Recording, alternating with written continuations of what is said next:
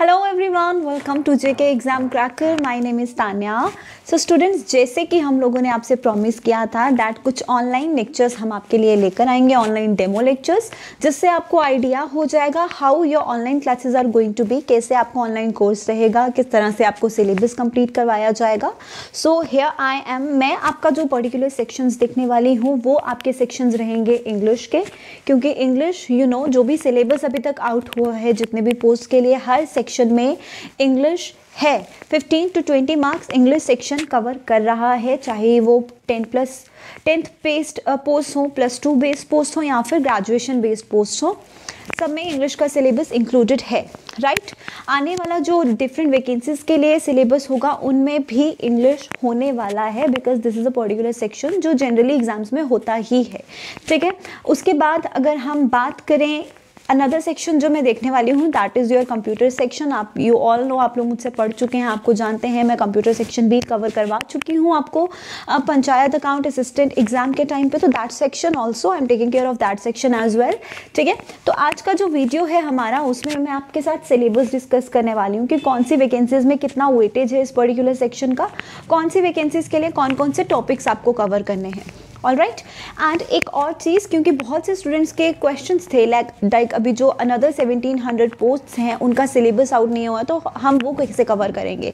तो स्टूडेंट्स, आप सभी लोग जानते हैं जो पहले से जेके एसएसबी के एग्जाम्स देते आ रहे हैं, आप सभी को जानते हैं कुछ पर्टिकुलर सेक्शंस ऐसे हैं जो हर एग्जाम में कॉमन रहते हैं, like English, then we talk about mental and numeric ability, history of JNK। तो ये सारे जो सेक्शंस हैं ना, ये आपके हर एग्जाम में होंगे ही, ठीक है। अभी जो सिलेबस आया उसमें भी ऑलमोस्ट हर एग्जाम में है, तो we will start with these topics, ठीक है। हम इन टॉपिक्स से स्टार्ट करेंगे क्योंकि ये बहुत ज़्यादा वेटेज रखते हैं, काफ़ी ज़्यादा स्कोरिंग होते हैं, plus computer section is also important.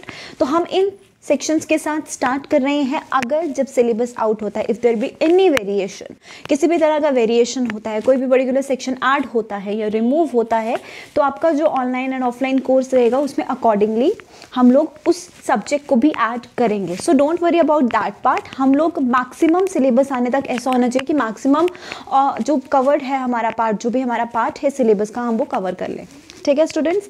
I hope ये चीज़ आप अच्छे से समझते हैं। So let's start. English subject की अगर मैं बात करूं तो आपने नोटिफिकेशन रीड किया होगा ऑब्वियसली। तो जो ग्रेजुएट लेवल पोस्ट हैं हमारे पास, उसमें English section is of 20 marks, right. 20 marks की इंग्लिश आने वाली है।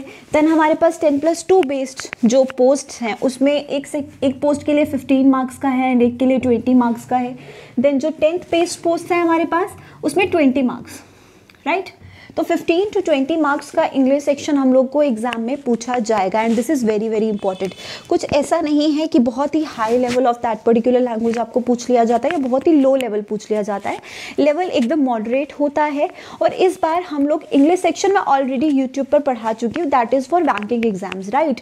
तो इस बार जो हम कोर्स में इंग्लिश का पैटर्न कवर करेंगे, that is totally according to JK SSB exams. जैसा लेवल, जैसे क्वेश्चंस आपको जेके एसएसबी एग्जाम्स में पूछे जाते हैं, जो पैटर्न है हमका, उसी के अकॉर्डिंग हम लोग इन सभी सेक्शंस को कवर करेंगे, ठीक है। सो एक बार सिलेबस हम लोग डिस्कस करते हैं। जैसे वी नो, टेंस हम लोग बचपन से पढ़ते हैं, this is all basic grammar, जो हम चीज़ें अपने स्कूल टाइम पे, कॉलेज टाइम पे आज तक पढ़ते आ रहे हैं, राइट। सो ये वही चीज़ें हैं, आपको ये सब चीज़ें आती होंगी students, you just need to recall them.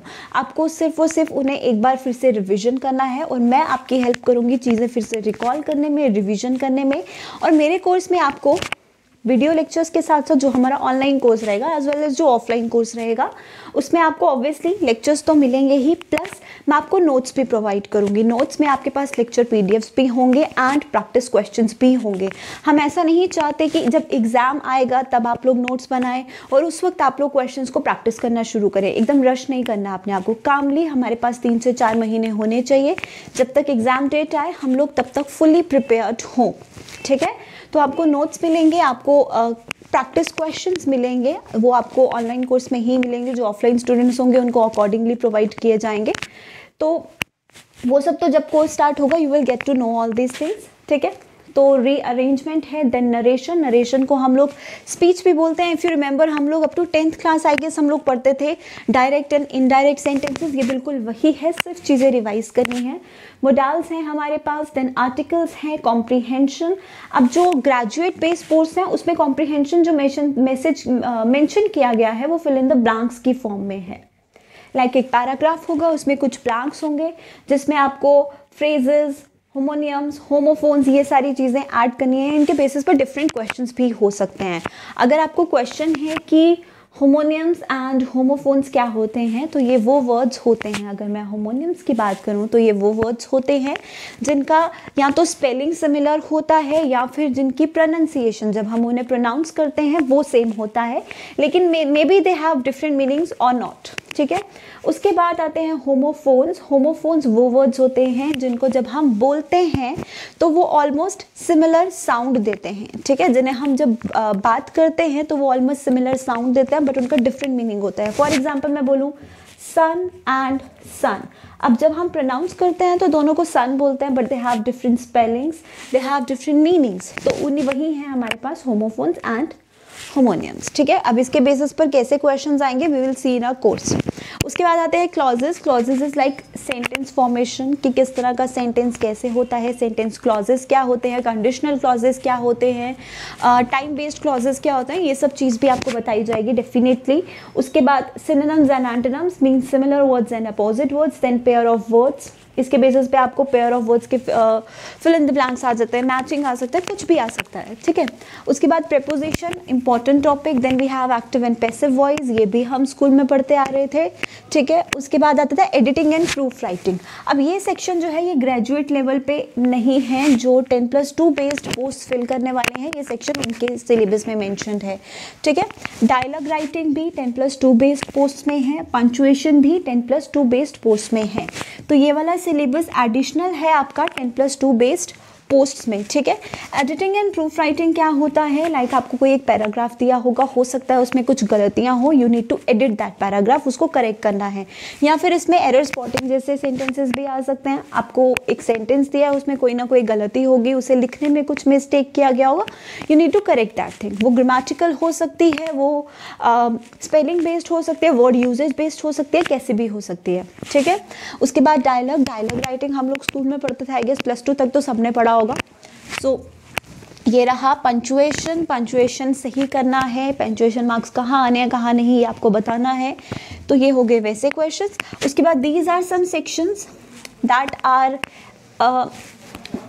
Extra from 10th based post. Matric based post का सिलेबस हम लोगों को ऑलरेडी पता है, क्योंकि जब क्लास 4 के वैकेंसीज आए थे तब भी हमने देखा था जो सिलेबस था that is almost similar.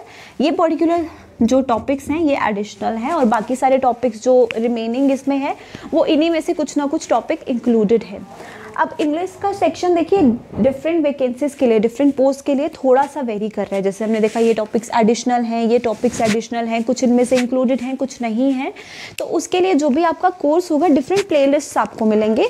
Like this is for +2 based vacancies, this is for +10th based vacancies, this is for graduate based vacancies. तो JKSSB के जितने भी एग्जाम्स होंगे, जितने भी वैकेंसीज, जितने भी एलिजिबिलिटी बेस्ड वैकेंसीज होंगे, अकॉर्डिंगली आपकी लिस्ट प्लेलिस्ट जो है वो ऐड की जाएंगी, जिसके लिए आपने अप्लाई किया है आप उसी के बारे में पढ़ें। ठीक है students, so this is all about the syllabus. जैसे मैंने बताया कल से मैं कुछ डेमो लेक्चर स्टार्ट करूँगी यूट्यूब पर, जिससे आपको एक आइडिया हो जाएगा कि कैसे हमारे लेक्चर्स जो है वो कंटिन्यू होंगे।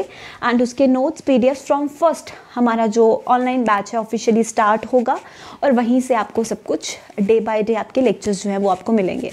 ठीक है students, so all the very best. अब मिलेंगे हम लोग मेरे नेक्स्ट लेक्चर के साथ। Bye bye.